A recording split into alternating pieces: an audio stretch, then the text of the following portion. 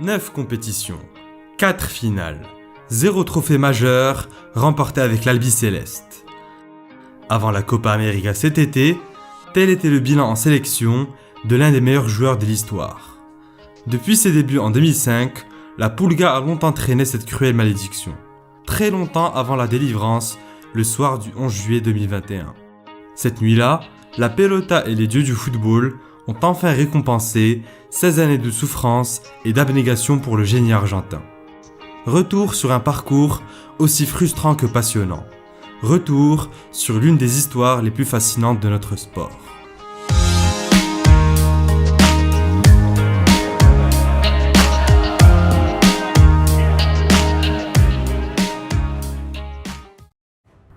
Sur ces images d'une rareté délicieuse, Messi n'a que 18 ans et combine avec Diego Armando Maradona, idole de son enfance. D'un côté, le plus grand espoir du football argentin, de l'autre, le joueur le plus populaire du XXe siècle.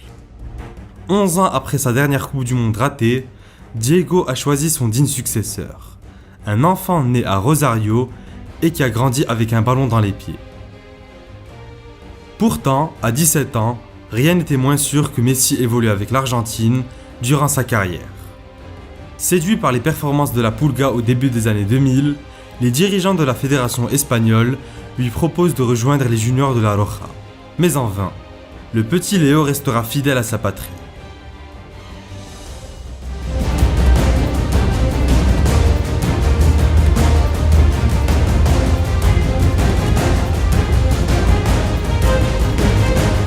Malgré les espoirs placés en lui, Messi débute la Coupe du Monde 2005 des moins de 20 ans sur le banc. Devenu titulaire aux côtés de Gago, Zabaleta ou encore Garay, il contribue ensuite aux victoires face à la Colombie, au Brésil ou encore le Nigeria.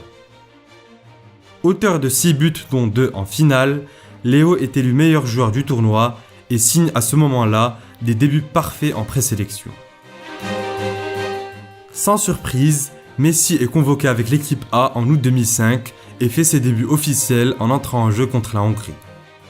47 secondes après avoir foulé la pelouse du stade Ferenc Puskás, le numéro 18 argentin est sévèrement expulsé. Et carton rouge pour Messi. Oh là là, ah ben on l'a pas beaucoup vu à l'œuvre. Oh c'est terrible. Quelques mois plus tard, Léo retrouve la sélection pour la Coupe du Monde 2006 en Allemagne, au terme d'une saison aboutie où il remporte la Ligue des Champions et la Liga avec les Coulés. Sur le plan individuel, il est l'auteur de quelques coups d'éclair durant la compétition. Un but face à la Serbie et des courses balle au pied dont il a le secret en fin de match contre le Mexique. Mais rien ne suffira pour éviter une élimination précoce contre l'Allemagne en quart de finale. Messi commence la saison 2006-2007 avec un tout nouveau statut.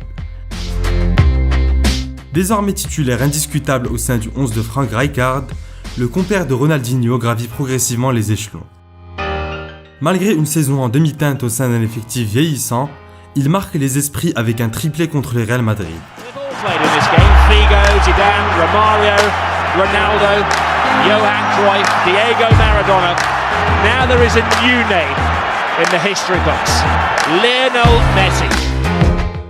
La même année, le numéro 19 du Barça produit en quelques mois la copie conforme des 2 buts mythiques de Diego contre l'Angleterre.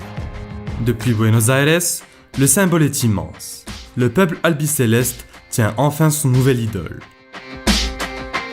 Au bout de la temporada, Léo retrouve la sélection argentine à l'été 2007 pour sa toute première Copa América. Élu meilleur jeune joueur du tournoi, il s'illustre en quart de finale contre le Pérou et face au Mexique au dernier carré.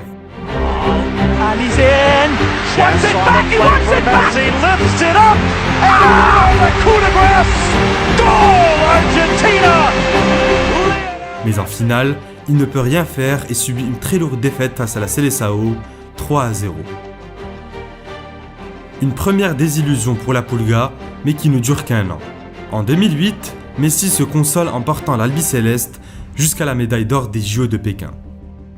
Aux côtés de son meilleur ami Agüero, il est élu meilleur joueur du tournoi avec ses 2 buts et 4 passes décisives. L'une des performances les plus sous-estimées de sa carrière.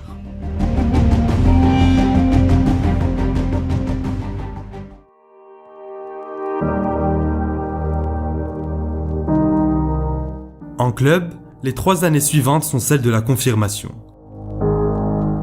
Après un sextuplé remporté en 2008-2009 et un premier ballon d'or à son actif, Messi est en 2010 le meilleur joueur au monde. Mais en Argentine, tout n'est pas si simple. L'Albiceleste se qualifie de justesse à la Coupe du Monde 2010 qu'elle aborde dans un climat d'incertitude. Sans véritable plan de jeu et avec une défense friable, le tableau fait néanmoins rêver sur le papier par son duo Maradona-Messi, le maître et l'élève.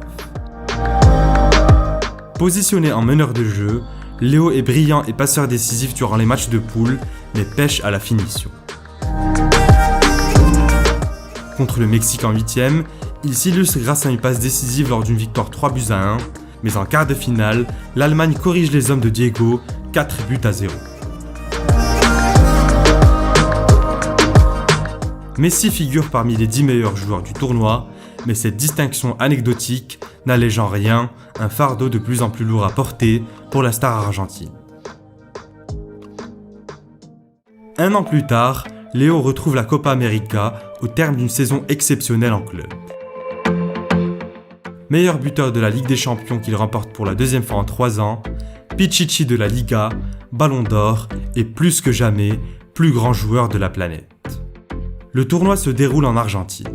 La pression est maximale et dès les matchs de poule, les joueurs sont régulièrement sifflés par un public qui attend un nouveau titre international depuis 1993.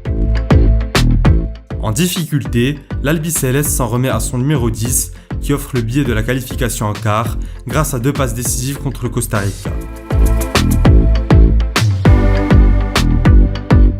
Les coéquipiers de Javier Mascherano y affrontent l'Uruguay, meilleure nation sud-américaine à l'époque, et s'inclinent au bout d'une séance de tir au but tragique.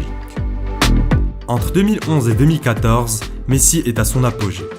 Fort de son 4e ballon d'or, il devient le capitaine de la sélection et assume pleinement son statut.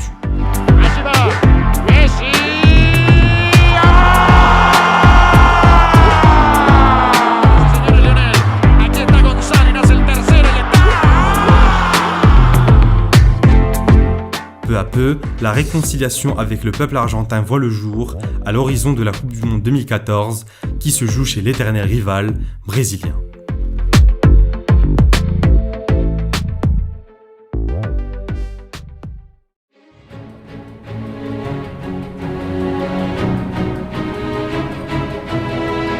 L'Argentine aborde la compétition avec le statut d'outsider.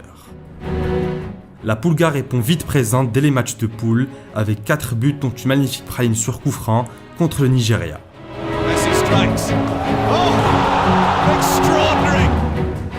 La suite du tournoi est plus compliquée pour l'Albiceleste.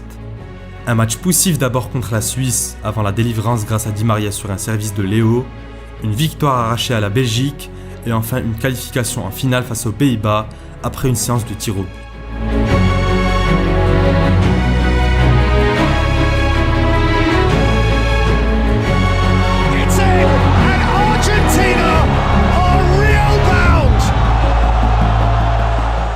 Tombeuse du Brésil qu'elle est 7-1 en demi, la Mannschaft est l'autre prétendante au sacre final. Après un énorme raté d'Higuaín et un face-à-face avec Neuer manqué par Léo, les deux équipes se retrouvent en prolongation, au cœur d'un stade Maracana, plein à craquer. C'est alors que Mario Götze crucifie Romero d'un geste sublime à la 113e minute de jeu. L'Allemagne ajoute une 4e étoile à son palmarès et prive Messi du bonheur.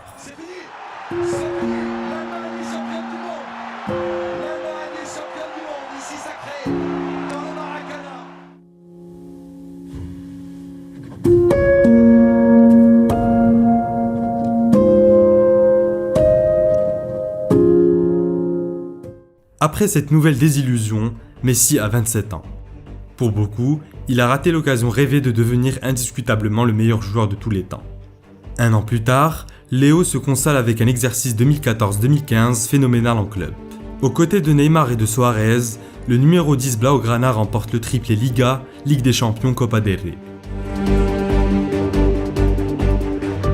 Il retrouve ensuite la sélection pour une Copa América organisée au Chili. Les hommes de Tata Martino finissent premiers du groupe et se hissent en finale face à l'organisateur du tournoi. Plus en retrait sur le terrain, Messi exerce une grande influence sur le jeu de son équipe.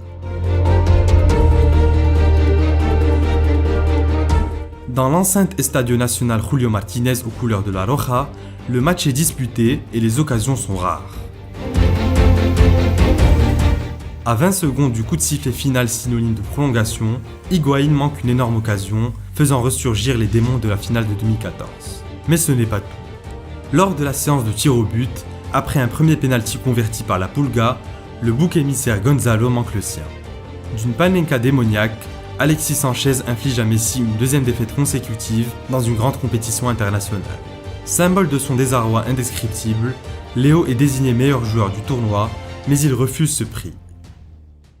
12 mois après cette défaite cuisante, le désormais quintuple Ballon d'Or a une nouvelle occasion de briller lors de la Copa América Centenario organisée aux États-Unis. Il y signera sans doute le meilleur parcours individuel de sa carrière avec l'Albiceleste. Un triplé dès le deuxième match, un but et 2 passes décisives contre le Venezuela en quart, puis un coup franc extraordinaire face aux États-Unis au dernier carré. Messi. Oh, absolutely astounding. Malheureusement, la finale contre le Chili est un cauchemar. Messi revit le même scénario qu'en 2015, mais est directement responsable cette fois-ci.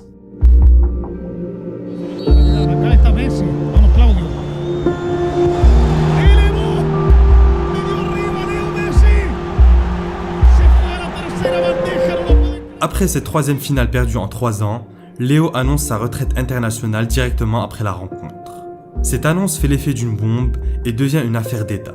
Le président argentin Mauricio Macri demande lui-même le retour de Léo. La pression populaire devient énorme avec l'hashtag #NoTeVayasLeo ou encore l'appel du pied de l'icône Maradona. Une semaine plus tard, Messi revient sur sa décision. L'histoire continue, pour le meilleur ou pour le pire. En fin de cycle, l'Argentine se qualifie de justesse à la Coupe du Monde 2018 grâce à un Lionel Messi des grands soirs.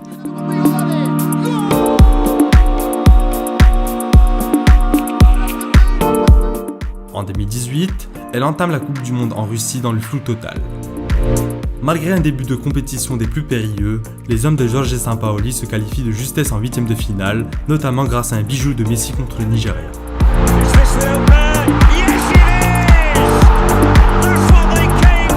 Les Bleus Ciel y échouent logiquement 4-3 contre la France, malgré 2 passes décisives de la Pulga.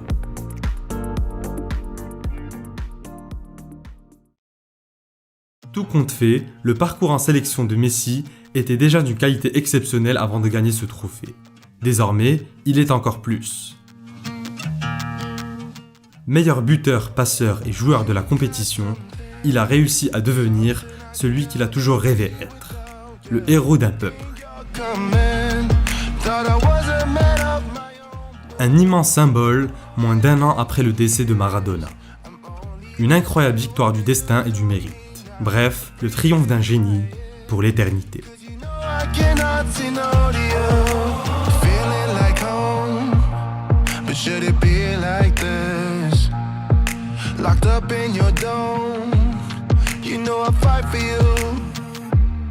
What do I